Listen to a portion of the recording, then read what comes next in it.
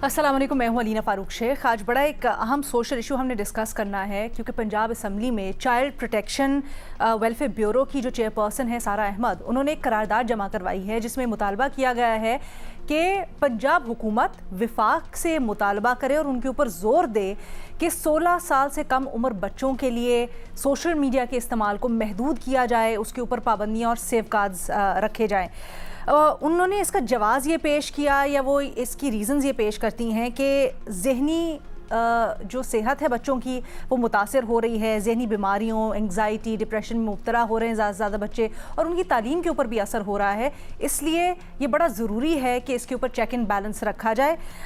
उन्होंने कहा कि बच्चों को सोशल मीडिया के फ़वाइद से ज़्यादा नुकसानात का इस वक्त सामना है, लेकिन हमने देखा है कि दुनिया में भी इसके ऊपर एक बड़ी डिबेट चली और उसके बाद कुछ अर्सा पहले ऑस्ट्रेलिया के अंदर महदूद किया गया, कम उम्र बच्चों के लिए सोशल मीडिया का जो एक्सेस है उसको महदूद किया गया। फिर उसके बाद कुछ ही महीनों पहले बरतानिया ने भी ऐलान कर दिया है कि वो अब जल्द ही इसके ऊपर कानून साजी करने वाला है और कुछ पाबंदी या रिस्ट्रिक्शंस लगाने वाला है। ऐसे में पाकिस्तान के तनाजुर में जब ये मामला देखते हैं तो बहुत से ज़मीनी हक़ाइक़ और मामलात मुख्तलिफ भी हैं और इसकी इन्फोर्समेंट के ऊपर भी बहुत सारे सवाल उठते हैं। इसी डिबेट को आज हम अपने तज्ज़ियाकारों के सामने रखते हैं और उनकी राय जानते हैं कि क्या ये जो मुतालबा किया जा रहा है ये पाबंदी लगनी चाहिए या नहीं। हमें ज्वाइन करें इस डिबेट के लिए सलीम साफ़ी साहब, उमर चीमा साहब, शहजाद इकबाल साहब, रीमा उमर साहबा भी हमारे साथ मौजूद हैं। शहजाद, आपसे हम गुफ्तगू का आगाज़ करना चाहेंगे। बड़ी एक इंटरेस्टिंग डिबेट भी है जब हम ख़ास तौर पर चाइल्ड प्रोटेक्शन के हवाले से इसके ऊपर बात करते हैं तो बहुत उन तावीलों में और दलीलों में वज़न भी महसूस करते हैं। बट यहाँ से शुरू करते हैं कि आपके ख़्याल में ये जो रिस्पॉन्सिबिलिटी है ये वालिदैन के पास होनी चाहिए या रियासत का इख्तियार होना चाहिए कि वो महदूद करे और वो गवर्न करे कम उम्र बच्चों के सोशल मीडिया का इस्तेमाल। बहुत शुक्रिया अलीना, मेरे ख्याल से इससे पहले नुक्ता आगाज इस बात से होना चाहिए कि क्या सोशल मीडिया के फवायद ज्यादा हैं या नुकसानात ज्यादा हैं, बिकॉज मेरे ख्याल से हर किसी का एक्सपीरियंस इसमें मुख्तलिफ होगा। अच्छा। जिसके छोटे बच्चे हैं वो ये जानता है कि आज का जो एक कम उम्र टीनेजर भी है 13-14 साल का, उसके पास जितनी इंफॉर्मेशन आती है इस सोशल मीडिया की वजह से शायद वो हमें नहीं आती थी उस एज में। हाँ, ये बहस हो सकती है कि उनके पास जो नॉलेज है वो सतही है, लेकिन अगर आप ये देखें कि जितने एरियाज के बारे में जितनी वास्ट उनकी इंफॉर्मेशन होती है वो हमारे टाइम पे नहीं थी ना। ऑब्वियसली हम किन चीजों पे रिलाई करते थे, इंटरनेट पे चलने कुछ अरसे बाद शुरू किया, लेकिन उससे पहले कोई ब्रिटानिका होती थी, कोई इंसाइक्लोपीडिया देख ली, कोई लाइब्रेरी में चले गए। तो आज जो एक्सेस ऑफ इंफॉर्मेशन है वो बहुत आसान है। तो ये फवायद हैं, लेकिन ऑब्वियसली इसके नुकसानात भी हैं कि ये जो अब सोशल मीडिया प्लेटफॉर्म जो आपको रील्स प्रोवाइड कर रहे होते हैं, वर्टिकल जो प्लेटफॉर्म्स हैं, वो एक बहुत बड़ी एडिक्शन है। और इस एडिक्शन का आप अंदाजा इसलिए लगा सकते हैं, इस बात से लगा सकते हैं, सिर्फ बच्चों के लिए नहीं बड़ों के लिए भी, कि रात भर आप रील्स देख के सोते हैं, सुबह उठते हैं, सबसे पहले आप फोन उठाते हैं और फिर इंस्टाग्राम या फिर कोई सोशल मीडिया प्लेटफॉर्म खोल के दोबारा चेक करना शुरू कर देते हैं। तो ये प्योरली एडिक्शन है, क्योंकि ये जो रील्स हैं ये ऑब्वियसली आपके डोपामिन को ट्रिगर करती हैं और आप जो है वो एंजॉय करते रहते हैं, मोटिवेट होते हैं, प्लेजर आपको मिलता रहता है। तो ये मेरे ख्याल से सबके एक्सपीरियंसेस डिफरेंट होंगे। अब जो सवाल है कि क्या आप इसको कंट्रोल कर सकते हैं या नहीं कर सकते। देखें, एक तो ये पंजाब वाली बात तो जो की गई है ये आपने दुरुस्त कहा कि पंजाब वफाक को ही कह सकता है, कोई सूबा या स्टेट इस पे जो है वो काम नहीं कर सकता। मैं बता सकता हूँ उसकी वजह क्या है, क्योंकि जो यूके गवर्नमेंट ने भी अभी किया है उसमें वो वफाकी तौर पे ये कर रहे हैं। ये नहीं हो सकता कि एक रियासत कहे कि मुझे बैन लगाना है, वो इंप्लीमेंट करना, उसको इम्पोज करना इम्पॉसिबल हो जाएगा। तो एक तो जो बेस्ट तरीका हो सकता है वो पेरेंटल कंट्रोल का हो सकता है। आपके टीवी पे ये एक्सेस है कि आप लॉक लगा दें। यूट्यूब, अगर आपके बच्चे कम उम्र है तो आप यूट्यूब किड्स लगा रहे हैं या उनको नॉर्मल यूट्यूब देखने दे रहे हैं, तो ये आप कुछ चेक्स एंड बैलेंस अपने बच्चों पे रख सकते हैं। अब रियासत अगर करती है इसमें इंटरवीन, इन्फोर्स करने की कोशिश करती है कि कम उम्र बच्चे ना इस्तेमाल करें, जैसे यूके ने किया है, तो वहां पे चैलेंजेस क्या है। चैलेंजेस सबसे बड़ा ये एक तो है कि यूके गवर्नमेंट जो है ना वो भी उन प्लेटफॉर्म्स को कह रही है, उन टेक कंपनीज को कह रही है कि भाई आपकी लीगल रिस्पॉन्सिबिलिटी है कि आप 16 साल से जो कम उम्र के बच्चे हैं उनको आप ब्लॉक करेंगे अपने प्लेटफॉर्म्स पे। और ऑफकॉम जो रेगुलेटर है वहां पर उसकी बेसिकली ये कंप्लायंस की जिम्मेदारी लगाई गई है कि वो इसकी कंप्लायंस को मॉनिटर करेंगे। अच्छा, कैसे होगा ये, उसमें ऑब्वियसली जो सबसे बड़ा सवाल है कि आपने एज वेरिफिकेशन करनी है। अब एज वेरिफिकेशन का तरीका आपको पता है कि आप CNIC हो या कोई और ID कार्ड हो आपका, या फेशियल रिकग्निशन से वो करने की कोशिश करेंगे। और अगर ऑब्वियसली यूके ने ये कहा है कि अगर कंपनीज जो है इसको कंप्लाई करने में नाकाम होती हैं, वायलेट करती हैं, तो उन पे भारी जुर्माने भी होंगे और ये भी मुमकिन है कि शायद उनको यूके में ऑपरेट भी ना करने दिया जाए। यानी कि सारी जिम्मेदारी बच्चों पे या वालिदैन पे नहीं डाली है यूके हुकूमत ने, उन्होंने उन टेक कंपनीज पे डाली है कि आप अपने चेक्स एंड बैलेंसेस को इस तरीके से रखेंगे, आप एज वेरिफिकेशन के मैकेनिज्म को इतना फूल प्रूफ बनाएंगे कि कोई बच्चा उसको इस्तेमाल ना कर सके। लेकिन अलीना, आपको पता है कि ये मुकम्मल तौर पे करना पॉसिबल नहीं है। एज छुपाना, एज को अपना गलत आईडी डाल देना या अपनी पिक्चर ना लगाना, उसको आप तरीके से अवॉइड कर सकते हैं। तो उस पे 100% कंप्लायंस तो करना बड़ा मुश्किल होगा। एक और भी है ना, आजकल वीपीएन इस तरह की साइट्स भी मौजूद हैं जो बाईपास कर सकते हैं इस तरह की। जी बिल्कुल है, क्योंकि अब ये देखें, ये जमाना तो और आगे बढ़ता रहेगा। तो मुझे लगता है प्रैक्टिकली, वैसे अगर आप मुझसे पूछेंगे, मैं कहूंगा ठीक है, आप हाँ एक किसी किस्म का बैन या कंट्रोल कम से कम लगा के रखें उसके ऊपर, छोटे बच्चों के ऊपर, ताकि उनकी एडिक्शन में इतना ज्यादा इजाफा ना हो। लेकिन मुझे लगता है मुकम्मल तौर पर उसको उस पर कंप्लायंस करना मुश्किल होगा। अच्छा, मैं आज इनफैक्ट पढ़ा था बीबीसी पे कि ये तो अंडर 16 के लिए उन्होंने किया है, जो 16-17 साल के बच्चे हैं उनके लिए भी उन्होंने कर्फ्यू नाफिज कर दिया है कि मतलब 12 बजे के बाद ऑटोमेटिकली ये जो सारी वेबसाइट्स हैं या सोशल मीडिया प्लेटफॉर्म्स हैं, वो 12 बजे के बाद उनको ये जो रील्स वाला है सिस्टम, ऑटोमेटिकली आप चेंज हो जाती हैं चीजें, ये इस पे ब्लॉक लगा देंगे वो। तो 12 बजे के बाद आप वो देख नहीं सकेंगे, और शायद 12 से 6 का टाइम है, मैं बीबीसी पे पढ़ रहा था ये। तो वो ये भी कोशिश कर रहे हैं कि कर्फ्यू नाफिज कर दे कि रात को लेट नाइट बच्चे जो है वो ये ना देखें, ताकि उनकी नींद प्रॉपर हो सके, उनके हेल्थ के इश्यूज ना हो। और ऑब्वियसली रात को आपको पता है कि कोई पेरेंट्स आके चेक भी नहीं कर सकते बार बार कि बच्चे क्या कर रहे हैं, तो उस लिहाज से वो कर रहे हैं। तो मुझे लगता है कि ये अगर सोच मुस्बत भी है कि आप एक हद तक कंट्रोल रखें, लेकिन इसको कंप्लाई करना बड़ा मुश्किल होगा। खासतौर पे पाकिस्तान जैसे मुल्क में अगर आप ये कोशिश करते हैं, क्या पीटीए इतनी स्ट्रांग है कि वो इंस्टाग्राम, ट्विटर, फेसबुक, इनको जो है इनसे जाके ये कम्युनिकेट कर सके कि आपने इस पे कंप्लाई करना है, और अगर आप नहीं करेंगे तो हम अपने मुल्क में इसको बैन कर देंगे। तो मुझे लगता है यहाँ पे भी, हमारे यहाँ तो कोई दफातर नहीं है इनके, तो इनसे कम्युनिकेट करना, इसको इम्प्लीमेंट करवाना, मुझे लगता है पाकिस्तान जैसे मुल्क के लिए एक और ज्यादा बड़ा चैलेंज होगा ये। ठीक है रीमा, आपकी इसके ऊपर क्या राय है? जहाँ कंप्लायंस के बहुत सारे इश्यूज हैं, फिर कानून साजी के ऊपर भी बहुत सवाल हैं, वहाँ क्या ये जो मॉडल है ऑस्ट्रेलिया ख़ास तौर पे जहाँ ये लागू हो गया है, वहाँ पर इतना एविडेंस मौजूद है कि फ़ायदेमंद साबित हो रहा है, या फिर ये एक जबर, कंट्रोल और ह्यूमन राइट्स की वायलेशन के अंदर है, बच्चों के राइट्स की वायलेशन के ज़ुमरे में आएगा? जी शुक्रिया लीना, ये एक बहुत दिलचस्प सवाल है और मेरा ख्याल है पूरी दुनिया में इस पे बहस हो रही है। मैं कोई एक हतमी ओपिनियन तो नहीं दे सकती क्योंकि मुझे भी इसके बारे में ज़्यादा समझने के लिए वक्त चाहिए, मुख्तलिफ मॉडल्स को और उनकी इम्प्लीमेंटेशन को देखने के लिए वक्त चाहिए। लेकिन कुछ इनिशियल थॉट्स मेरी ये हैं कि मसला तो है। मेरा नहीं ख्याल कि जो सोशल मीडिया प्लेटफॉर्म्स हैं वो बच्चों की ज़हनी सेहत या बच्चों की वेल बीइंग उनको माइंड में रख के अपनी जो भी एल्गोरिदम्स है वो बनाते हैं। वो अपनी मैक्सिमम व्यूज़ चाहते हैं, मैक्सिमम आई बॉल्स चाहते हैं बच्चे ज़्यादा से ज़्यादा वक्त सोशल मीडिया पे गुजारें, प्रॉफिट जनरेट करने के लिए। उनका तो यही लगता है कि उनका मकसद यही है, उनकी प्रायोरिटी यही है। तो इससे बच्चों पे नुकसान तो हो रहा है। कुछ चीज़ों की हमने अभी बात की, बहुत सी और चीज़ें हैं कि चाइल्ड पोर्नोग्राफी है, बच्चों को पोर्नोग्राफी की तरफ लेके जाना, और भी बहुत सी ऐसी चीज़ें हैं कि बच्चे वक्त गुजारते हैं, उनकी आइडेंटिटी थेफ्ट, उनकी तस्वीर जो हैं उनको किस तरह से बाद में अब्यूज़ किया जाता है, एक्सप्लॉइट किया जाता है, उनका डेटा किस तरह से इस्तेमाल किया जाता है। सो बहुत सी और चीज़ें हैं जो सोशल मीडिया के इस्तेमाल से जुड़ी हैं। अब और जो रेजोल्यूशन है ये मेरा ख्याल इतनी सख्त नहीं है पंजाब की, उसमें कुछ मसाइल की बात की गई है, सबसे मैं एग्री नहीं करती, लेकिन उसमें कुछ लचक है कि किस तरह का रेगुलेटरी फ्रेमवर्क पाकिस्तान जो है वो अडॉप्ट करे। तो मेरा ख्याल है जो मसला है वो एग्जिस्ट करता है। अब दूसरा सवाल ये है कि उसका सोल्यूशन क्या होना चाहिए, किस तरफ आपको जाना चाहिए। उस पे मेरा ख्याल है ओनस बच्चों पे या पेरेंट्स पे कम है, ओनस होना चाहिए इन सोशल मीडिया प्लेटफॉर्म्स पे।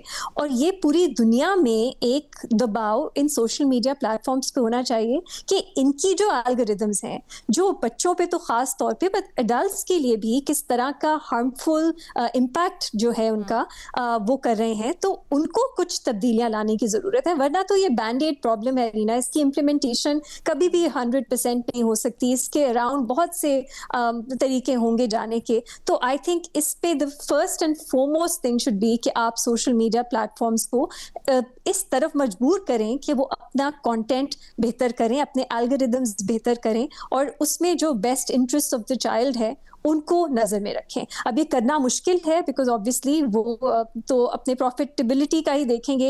एक सोशल मीडिया प्लेटफॉर्म ने कर लिया, दूसरे जो हैं वो नहीं करेंगे, तो फिर वो पहला वाला भी कहेगा कि हम क्यों अपने लॉस उठाएं, हम भी नहीं करते कोई इस तरह की रेगुलेशन। ये हमने और चीज़ों में भी देखा है कि वो एक दूसरे को फॉलो करते हैं और इंटरेस्ट जो बच्चों के हैं, वेल बीइंग है, उसको कोई खास नजर मतलब उनके लिए मीनिंग नहीं रखता। तो मेरा ख्याल है बुनियादी जिम्मेदारी उनकी होनी चाहिए। बाकी यूएन ने कुछ गाइडलाइंस इस पे शेयर की हैं जो मैं आपके साथ थोड़ी सी कुछ उनके बारे में बात कर लेती हूँ। एक तो ये है कि प्लेटफॉर्म डिजाइन पे बात करनी चाहिए। इस पे जाने से पहले, यूएन वाली गाइडलाइंस पे जाने से पहले एक बात का जरूर जवाब दीजिएगा। जो आप पहले पॉइंट बता रही थी कि टेक कंपनीज के ऊपर जिम्मेदारी डाली जानी चाहिए। ऑस्ट्रेलिया के मॉडल में हमने एग्जैक्टली यही देखा कि उन्होंने टेक कंपनीज पर जिम्मेदारी डाली है कि वो अपने जो एल्गोरिथम्स हैं उनको चेक करेंगे, ये पेरेंट्स और बच्चों की जिम्मेदारी नहीं है। वहाँ से हमें क्या मिलता है? वहाँ पर इतनी क्या स्टडीज हुई हैं कि हमें पता चल सके कि क्या टेक कंपनीज कंप्लाई करती हैं या Alina? Exactly, by and large अब ये सिर्फ ऑस्ट्रेलिया वाइड तो नहीं होगा। मेरा ख्याल है ये एक ओवरऑल टेक कंपनीज जो सोशल मीडिया प्लेटफॉर्म्स जो बनाती हैं उन पे एक ग्लोबल जिम्मेदारी होनी चाहिए। और मैंने जैसे आपको बताया, मैंने इस पे मेरी एक्सपर्टीज नहीं है, मैंने हर मुल्क में किस तरह इम्प्लीमेंट हुए हैं ये कवानीन पॉलिसीज मैं नहीं जानती। मैं तो लेकिन ओवरऑल कुछ बुनियादी जो इसमें मेरा ख्याल है हमारी गाइडलाइंस होनी चाहिए उन्हीं की बात करूंगी। तो ऑस्ट्रेलिया की बात सिर्फ ये नहीं है, ये ग्लोबल बात है कि क्या अपनी रिस्पॉन्सिबिलिटी, और ख़ास तौर पे अब एआई जितना इस्तेमाल हो रहा है लीना, ये मसला एग्जिस्ट करता है। अब ये मेरा नहीं ख्याल कि रेगुलेशन के बगैर हम आगे चल सकेंगे।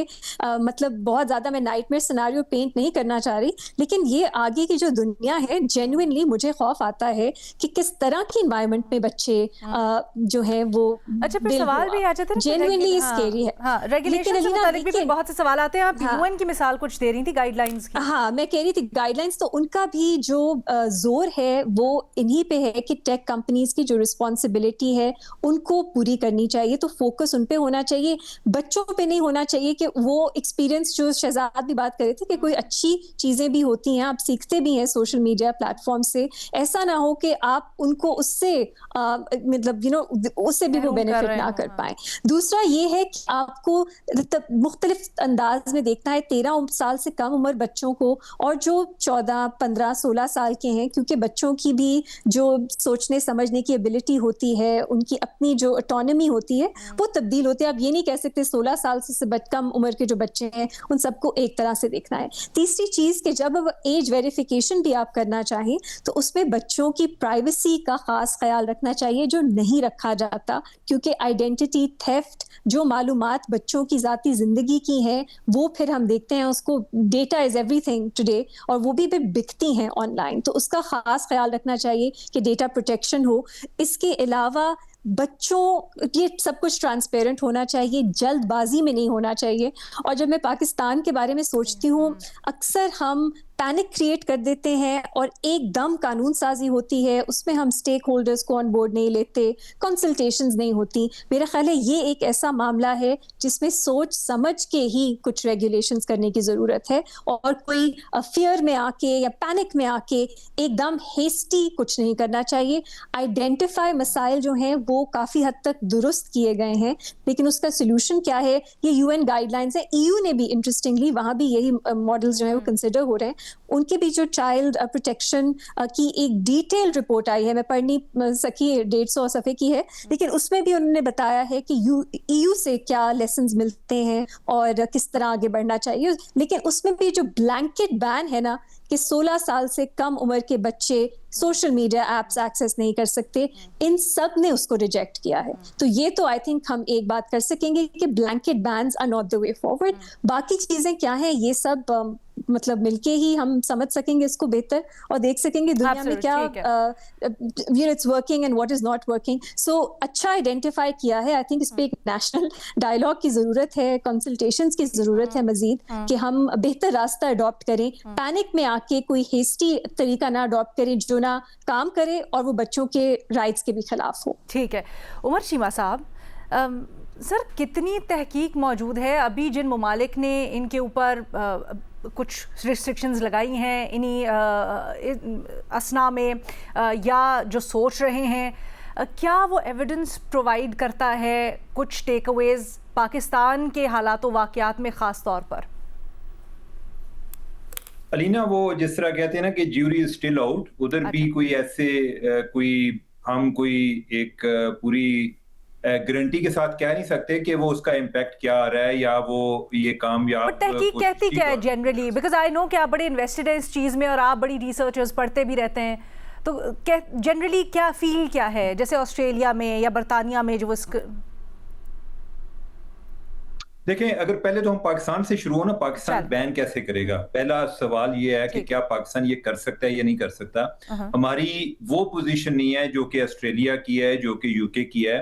हमें कोई घास नहीं डालता। जो सोशल मीडिया कंपनीज हैं वो हमारे बारे में उनका बड़ा एक इनडिफरेंट बिहेवियर होता है कि अगर कोई बड़ा ही जेन्युइन इशू हो उस पर भी उनसे डेटा मांगे तो वो इनको जवाब देने की भी जहमत गवारा नहीं करते।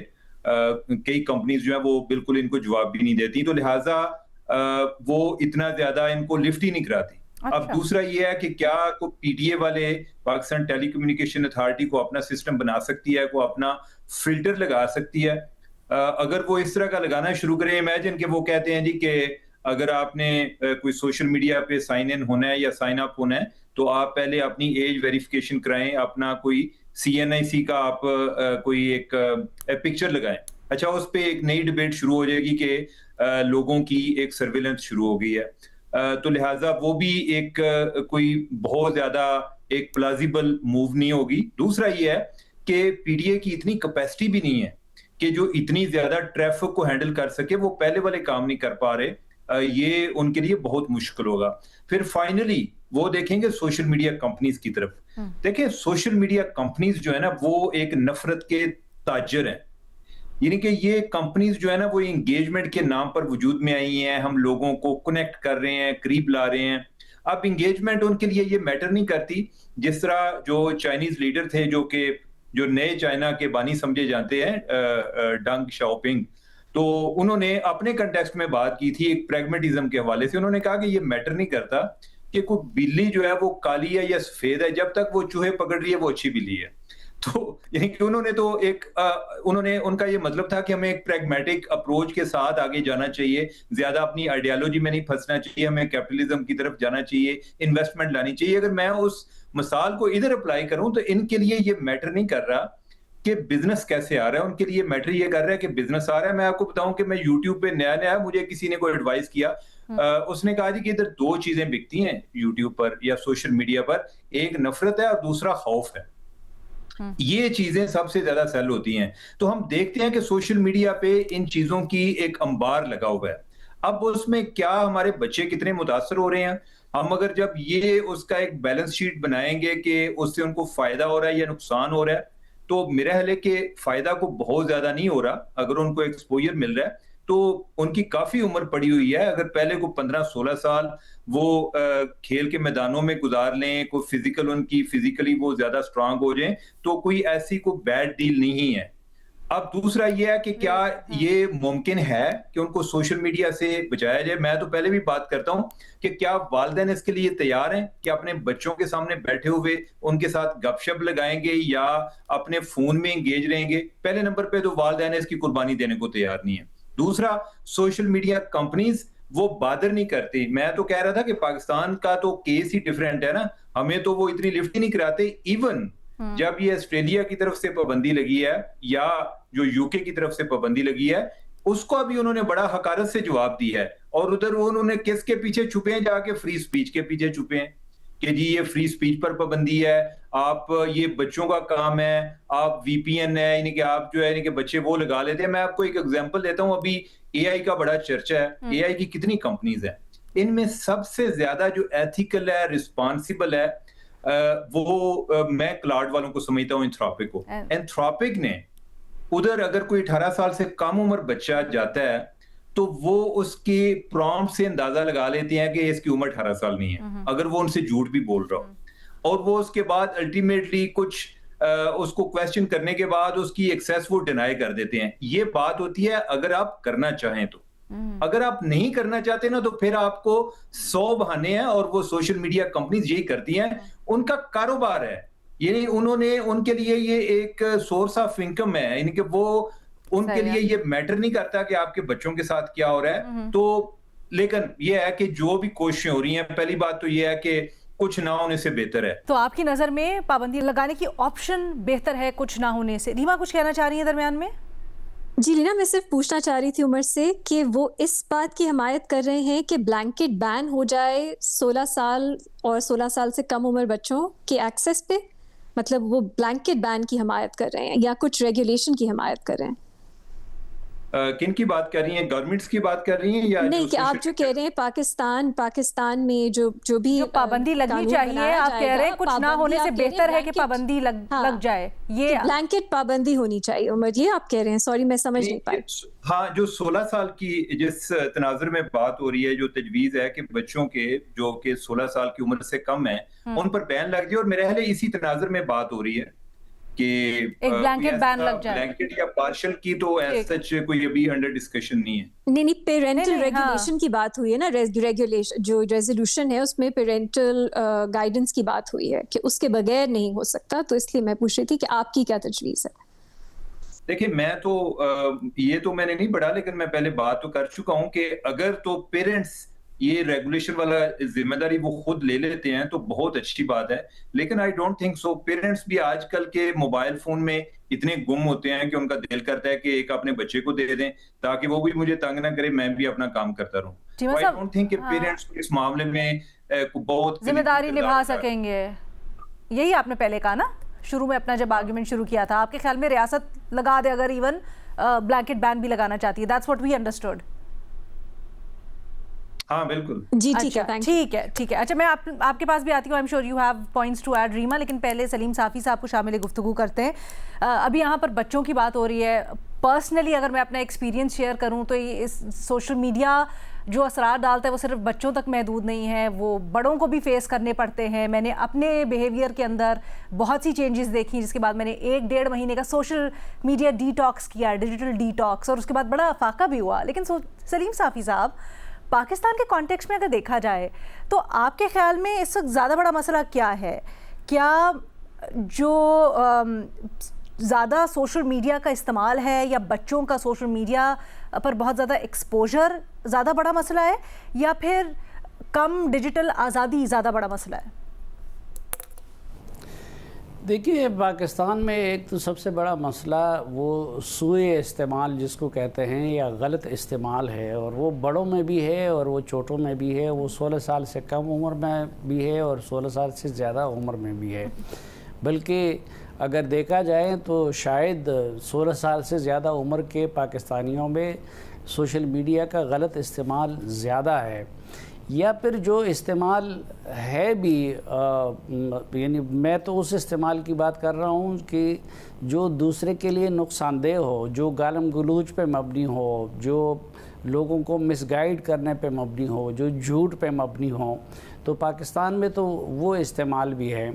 लेकिन इसके साथ साथ पाकिस्तान में सिविक सेंस का भी मसला है।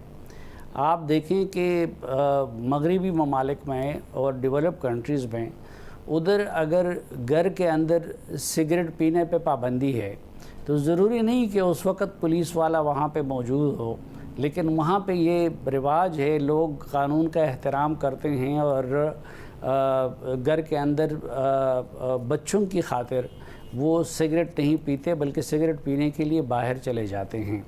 लेकिन पाकिस्तान के अंदर हम देख रहे हैं कि ये अब मोबाइल की मिसाल ले लीजिए तो ख़ुद माएँ बच्चों के हाथ में मोबाइल थमा देती हैं ताकि वो उससे बेफिक्र हो जाएं और अपना कोई काम अगर वो करना चाहती हैं तो उसको करें। बच्चा रो रहा हो तो रोने का उसने ये आसान तरीका सीख लिया है कि उसके हाथ में मोबाइल दे दिया और उसको कोई गेम लगा लिया। और इसी तरह पेरेंट्स वालिदैन का जो उमर ने मिसाल दी कि बाप अलग मोबाइल में लगा होता है और बेटा अलग मोबाइल में लगा होता है। बल्कि बाज़ औक़ात तो ये देखने में मिलता है कि आप घर के अंदर चले जाएँ तो घर का हर फर्द अलग अलग वो मोबाइल देख रहा होता है और आपस में वो जो रूटीन की बातचीत है और वो भी ख़त्म हो गई है। तो मेरे ख़्याल में पाकिस्तान में जब तक लोगों के अपने रवैये ये हों तो तब तक किसी पाबंदी का, और वो पाबंदियाँ भी मुकम्मल पाबंदियाँ नहीं हो सकती है और ना होनी चाहिए। मसलन हम ये तो भी हम नहीं कहते कि ये अगर एक मुल्क में किसी चीज़ का गलत इस्तेमाल, ये तो हर चीज़ का अच्छा इस्तेमाल भी हो सकता है और गलत इस्तेमाल भी हो सकता है। जो ज़िम्मेदार पेरेंट्स हैं और जिन्होंने ज़िम्मेदारी के साथ अपने बच्चों को मुतारिफ कराया मोबाइल फ़ोन से, तो आपने देखा कि उन्होंने कम उम्री में बड़ा बड़ा नाम कमाया और मुकाम कमाया उन्होंने, और इसी तरह उनके एजुकेशन में भी बहुत बेहतरी आई दूसरे तलबा की बनिस्बत। अगर उसको सही तरीके से इस्तेमाल किया जाए और पेरेंट्स उसको सही तरीके से इस्तेमाल सिखा दें उनको, या फिर स्कूल में भी असातिज़ा की तरफ से भी इस तरफ तवज्जो दी जाए।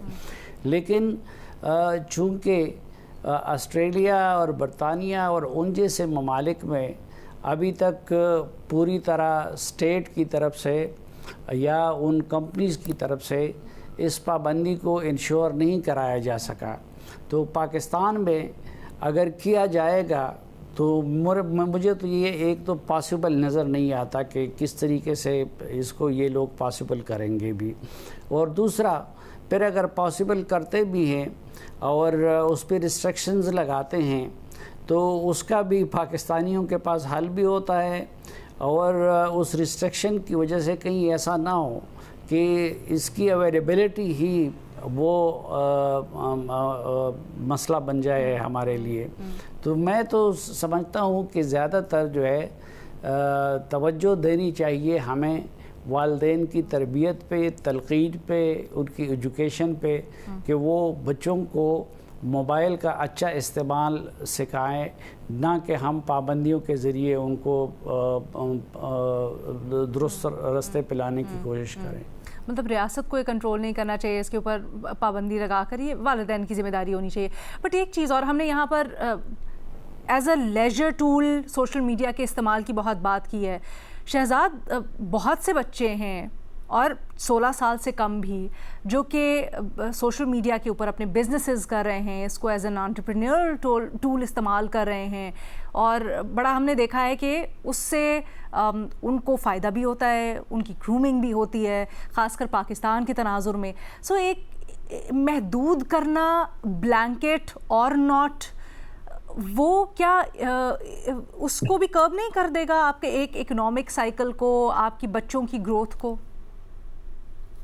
अलीना, बिल्कुल। इसमें एक तो चीज ये भी इम्पोर्टेंट है जिसका जिक्र अभी हुआ कि ये कहना कि एक मुल्क ने पहले पाबंदी लगाई फिर दूसरे ने लगाई, इस तरह इंडिविजुअली तो अगर ये तमाम मुल्क ये मुतालबा कर रहे होंगे कि हमारे यहाँ 16 साल से छोटे बच्चे जो है वो नहीं देखेंगे प्लेटफॉर्म्स, इसको इम्प्लीमेंट करना तो बड़ा मुश्किल हो जाएगा। और मेरे ख्याल से कंपनीज के ऊपर इतना दबाव भी नहीं आएगा, प्रेशर भी नहीं बढ़ेगा। और जैसे मैंने अपने पहले जवाब में भी कहा कि पाकिस्तान में तो कोई इनके दफातर भी नहीं है।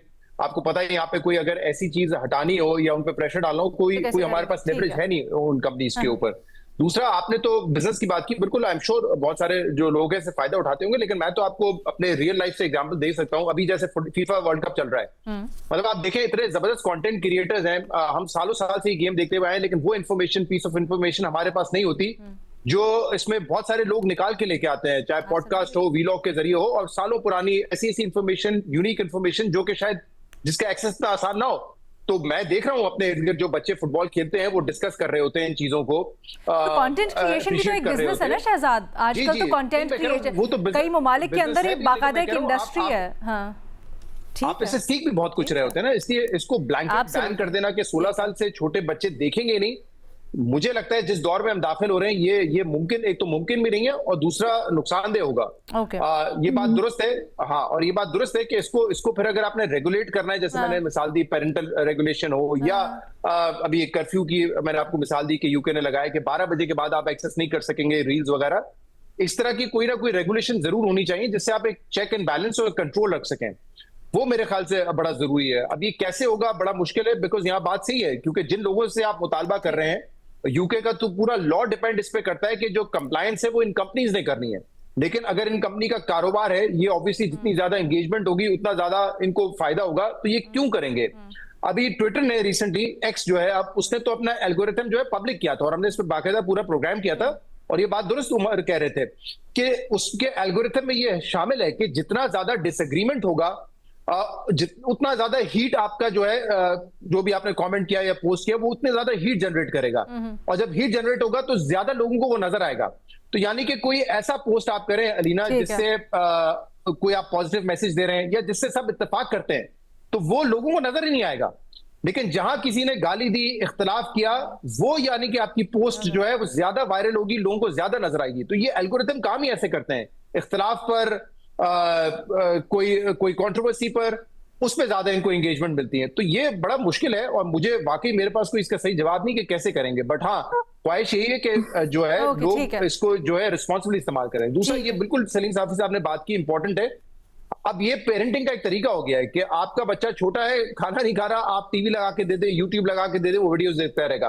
और दूसरा, क्योंकि आप खुद अपने फोन में एंगेज होते हैं और आपको अपना पर्सनल टाइम चाहिए होता है, तो आप उसके हाथ में एक फोन पकड़ा देते हैं कि ठीक है तुम भी बाय द टाइम मैं फोन यूज कर रहा हूं तुम भी इस्तेमाल करो। तो ये कुछ हैबिट्स हैं जो हमें पेरेंट्स को भी बदलनी पड़ेंगी, और उसी से ऑब्वियसली एक बच्चा जो है शायद ज्यादा बेहतर तरीके से सीखेगा।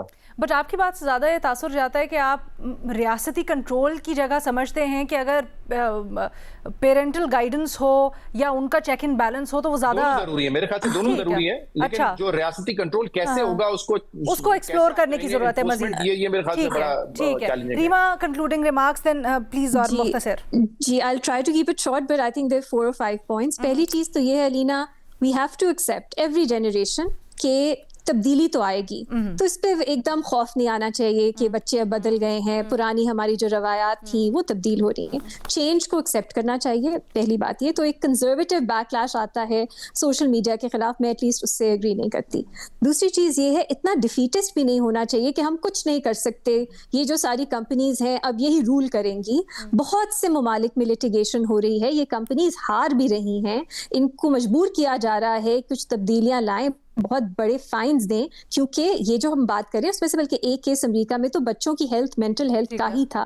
तो ऐसा नहीं है कि कुछ नहीं किया जा सकता। तीसरा, एक ग्लोबल एफर्ट की जरूरत है। पाकिस्तान बहुत सी चीजों में, इस्लामोफोबिया के खिलाफ क्या ग्लोबल मूवमेंट पाकिस्तान दुनिया में नहीं लीड करता। इस तरह की चीजें ग्लोबली सब ममालिक को मिलके टेक कंपनीज पे प्रेशर डालना है। For example Ileana, climate change, बहुत कुछ देर पहले हमें लगता था कंपनीज कहाँ को इन पे कोई रिस्पॉन्सिबिलिटी लेंगी, मुनाफा उन्होंने कमाना है चाहे एनवायरनमेंट पे जो भी इम्पैक्ट हो। लेकिन अब हम देख रहे हैं इसमें तब्दीली आ रही है, एक रिस्पॉन्सिबिलिटी उन पे डाली जा रही है कि एनवायरमेंटली फ्रेंडली पॉलिसीज अपनाएं। तो इतना डिफीटिस्ट भी नहीं होना चाहिए कि नहीं कुछ भी नहीं किया जा सकता। चौथी बात, जो पेरेंटल गाइडेंस की है, मेरी बात सुने। मैं अगर एक एडल्ट हूँ, मेरा अगर अकाउंट है, मैं बच्चे को अपना फोन दे देती हूँ, वो इस तरह के बैन्स कैसे मतलब उन पे इम्पैक्ट करेगा। पेरेंटल गाइडेंस का मतलब ये है, जो इस रेजोल्यूशन में भी है और दुनिया भर में भी जो अपनाया जाता है, कि अगर आपका बच्चा माइनर है तो उसने अगर सोशल मीडिया अकाउंट बनाना है तो वो पेरेंट की इजाजत से बनाया जाएगा।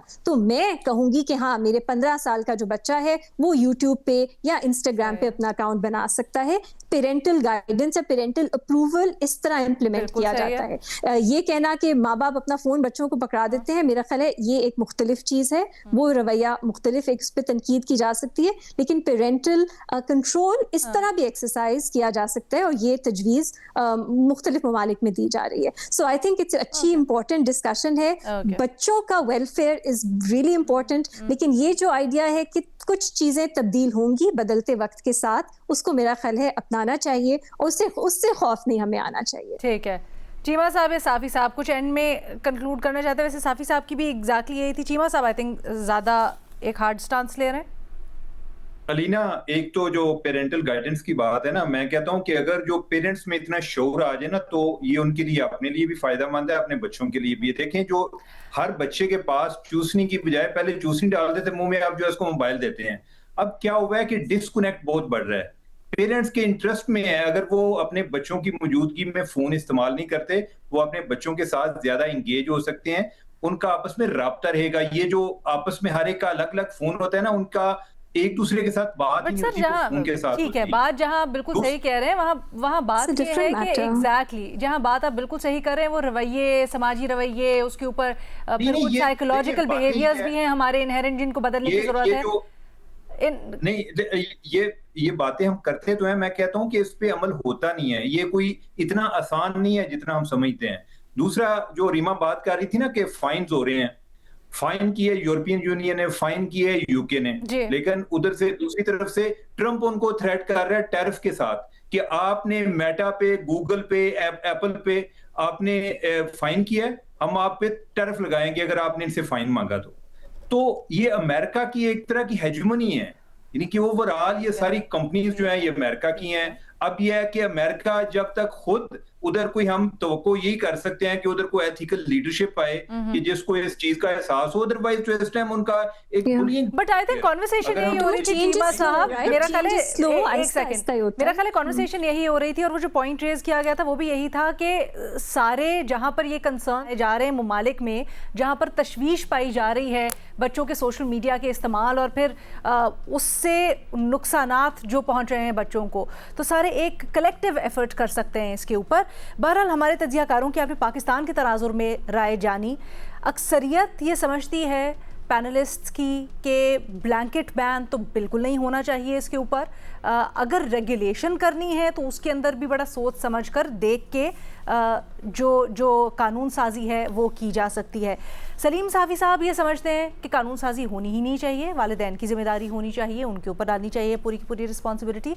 और उमर चीमा साहब ये समझते हैं कि ब्लैंकेट कानून साजी होनी चाहिए इसके ऊपर, रियासत इसके ऊपर कब लगाए क्योंकि नुकसान ज़्यादा हैं और इसके फ़वाइद कम हैं। आप बताइए, आप क्या राय रखते हैं? सोशल मीडिया के ऊपर ही हमें बताइए ताकि हम मज़ीद इसके ऊपर इंगेजिंग कॉन्वर्सेशंस कर सकें। अगली दफ़ा एक छोटी सी यहाँ पर अभी ब्रेक लेते हैं और फिर दीगर सवालों के साथ आते हैं।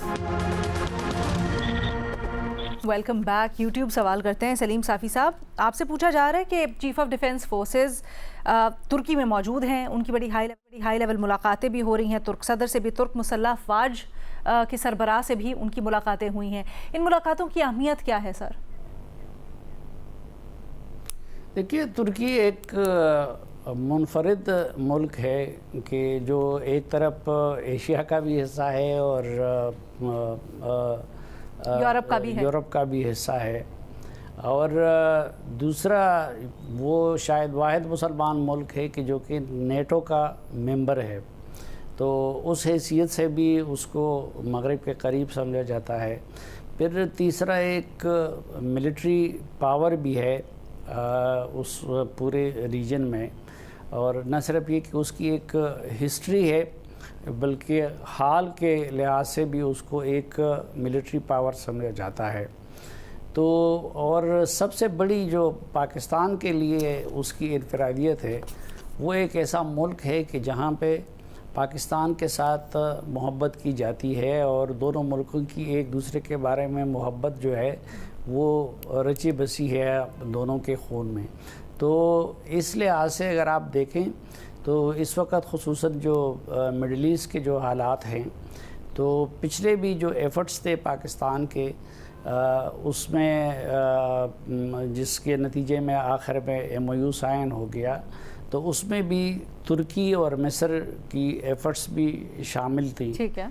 और अब भी ज़ाहिरी बात है कि जो दोबारा जंग शुरू हुई है तो उस पर अगर तशवीश है तो तशवीश वो पाकिस्तान और तुर्की जैसे ममालिक को यकसा हैं, और दोनों की ये कोशिश रहेगी कि दोबारा पीस की तरफ मामले को लाया जा सके।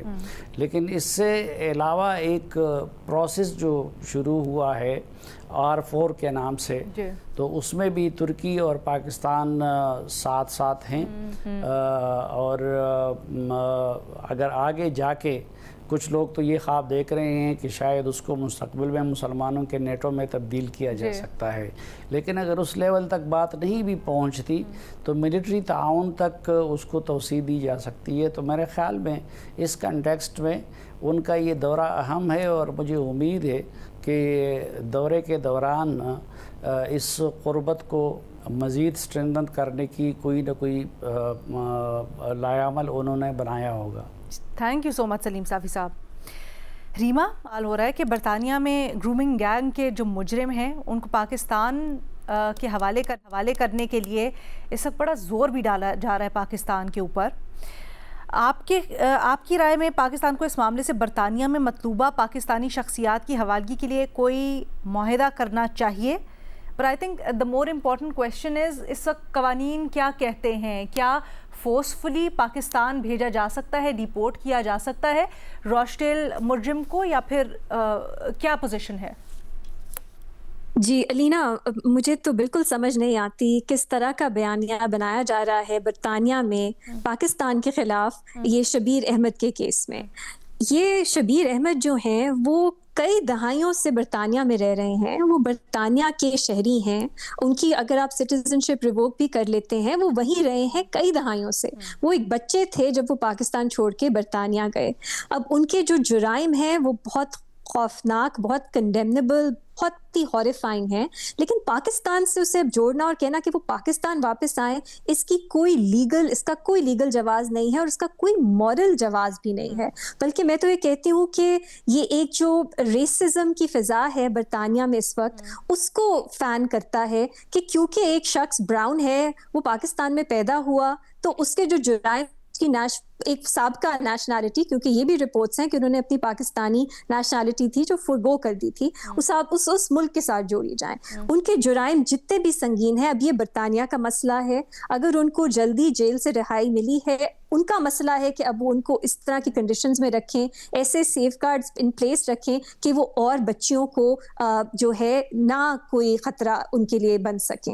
लेकिन ये पाकिस्तान का मसला नहीं है और ये पाकिस्तान को ब्लैकमेल करना, मेरा ख्याल है ये लीगली और मॉरली बिल्कुल जस्टिफाइड नहीं है।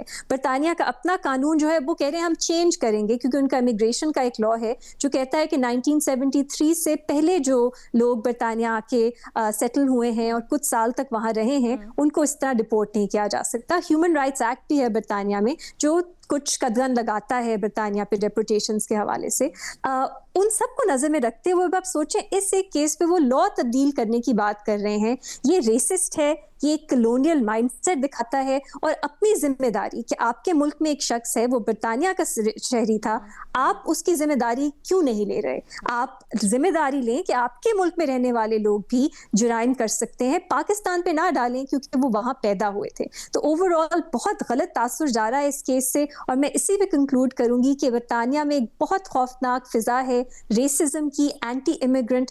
जिस तरह से ये केस हैंडल हो रहा है, ये विक्टिम्स को प्रोटेक्ट करने के लिए नहीं हो रहा, ये उस फिजा को ही मेरा ख्याल है फर्दर फैन कर रहा है, फ्यूल कर रहा है। और इस पे ज्यादा आवाज उठनी चाहिए बरतानिया में कि ये हुकूमत क्या कर रही है। पाकिस्तान पे मेरा नहीं ख्याल इस पे कोई भी ऑब्लिगेशन आती है कि वो वापस एक्सेप्ट करें। Thank you so much Reema. इसी के साथ एक ब्रेक लेते हैं, आकर दीगर सवालात। Welcome back. शहजाद, हुकूमत ने पेट्रोल की कीमतों से मुतालिक एक नया फार्मूला मुतारिफ करवाया है। अब हफ्तावार की जगह रोज़ाना की बुनियाद पर कीमतें रिवाइज़ होंगी या मुकर्रर की जाएंगी। आपके ख्याल में ये तरीका बेहतर होगा, अवाम के लिए फ़ायदेमंद होगा या मज़ीद मुश्किलात बढ़ा देगा?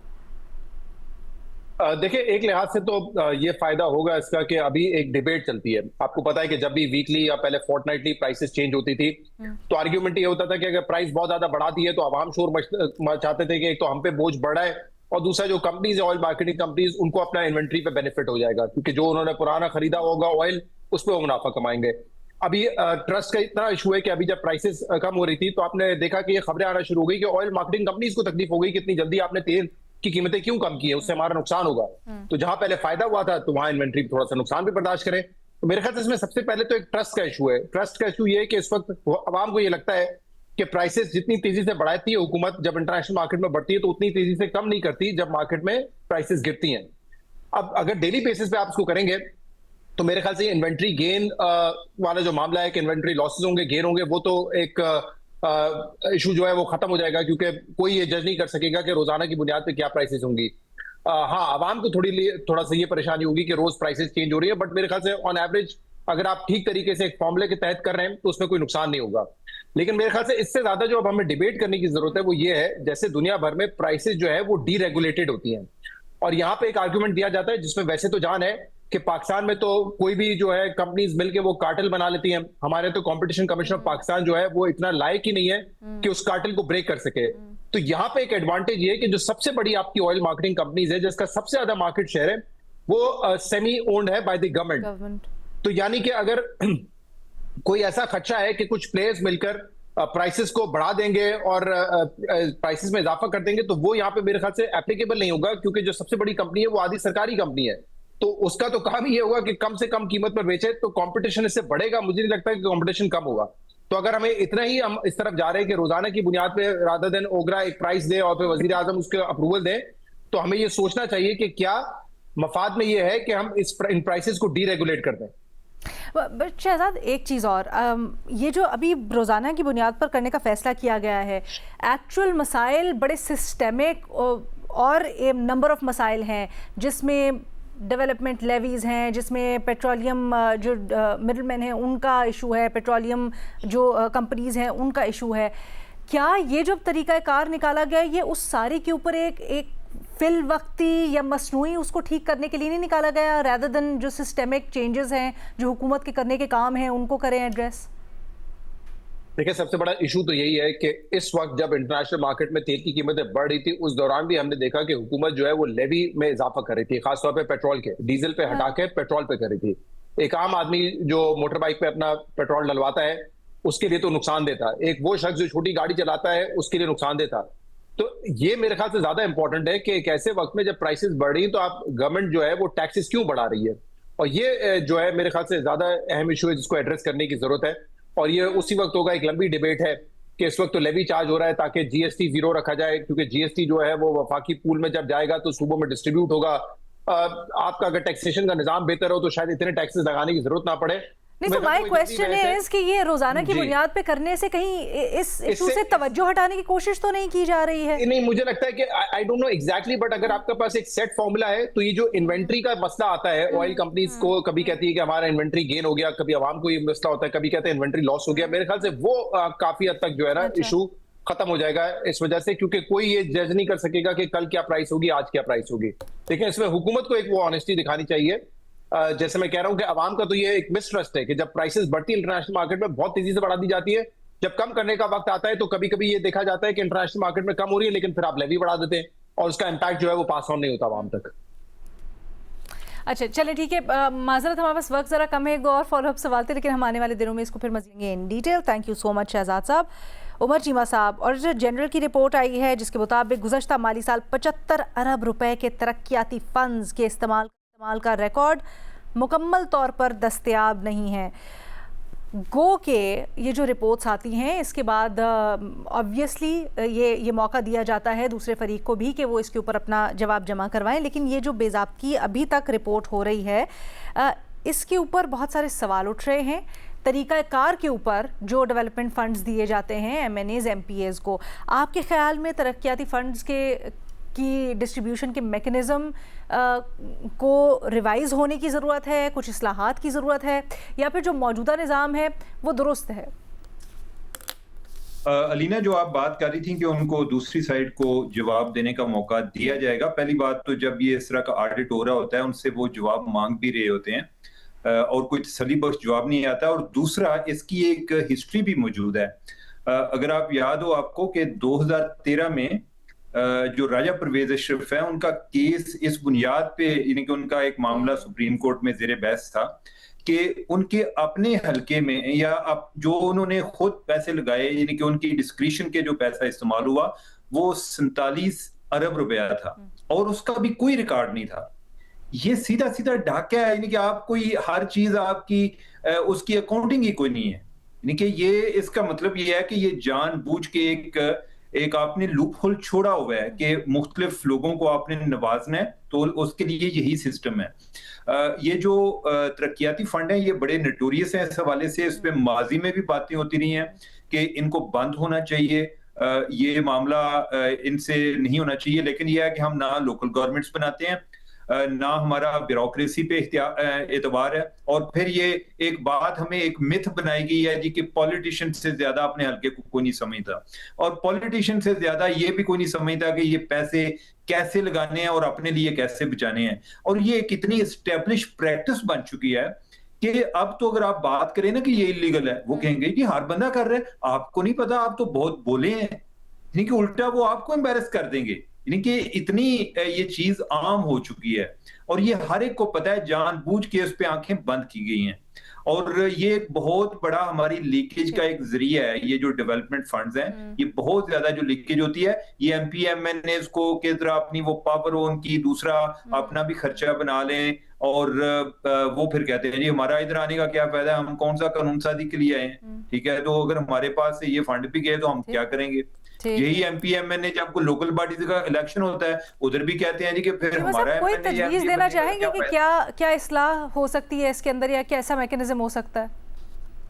अलीना, एक तो मैं अगर इस तरह की एक तजवीज दूंगी कि फौरी तौर पे बंद होने चाहिए, वो माजी में इस तरह की एफर्ट्स हो चुकी हैं, दोबारा से अंडर प्रेशर आते हैं, दोबारा से खोल लेते हैं। दूसरा ये है कि तजवीज के हवाले से ये है कि इस पे कोई एक डिटेल स्टडी कराई जाए, यानी कि और वो इस नीयत से कराई जाए कि हम इसको, यानी कि तमाम वो एंगल के जिधर जिधर से प्रेशर्स आते हैं उनका क्या, उनको डील कैसे करना है, और इसको या हम रिफॉर्म कैसे कर सकते हैं, या आप ये कर लें कि हम इसको रिफॉर्म कैसे कर सकते हैं, अकाउंटिंग उनकी कैसे बेहतर हो सकती है, या फिर दूसरा ये है कि अगर हमने ये नशा लगा हुआ है तो इसको छुड़ाना है तो ऐसा ऐसा कैसे कम कर करके तो चीमा साहब, बाहर के ममालिक में भी तो फंड्स वगैरह मिलते हैं डेवलपमेंट के लिए, ऑब्वियसली डायरेक्टली सेनेटर्स को हमने अमेरिका में देखा है, मेंबर्स ऑफ कांग्रेस को मिलते हैं, तो वहाँ पर क्या तरीकाकार अपनाया जाता है, कुछ इसके बारे में हमें है? अलीना, मुझे इस बारे में नहीं आइडिया कि उधर जो डेवलपमेंट फंड्स होते हैं, मैं तो उनके जो सेनेटर्स के केसेस ज्यादा कुछ स्कैंडल देख रहा होता हूँ वो लॉबिस्ट फर्म्स के हवाले से होते हैं कि फलां जो फार्मास्यूटिकल है उनसे इतने पैसे लिए, उन्होंने इनके इतने ट्रिप्स कराए, उस हवाले से उनके ज्यादा स्कैंडल्स आ रहे होते हैं। तो उधर चूंकि एक लोकल बॉडीज का सिस्टम भी मौजूद है, I don't see any reason कि उनको कोई डेवलपमेंट फंड जो है वो उधर दिए जाते हैं, मेरे नॉलेज में नहीं है, मैंने कोई इस एंगल से उसको पहले स्टडी नहीं। ठीक है जी, thank you so much Umar Cheema साहब, और इसी के साथ इजाजत दें, अल्लाह हाफिज।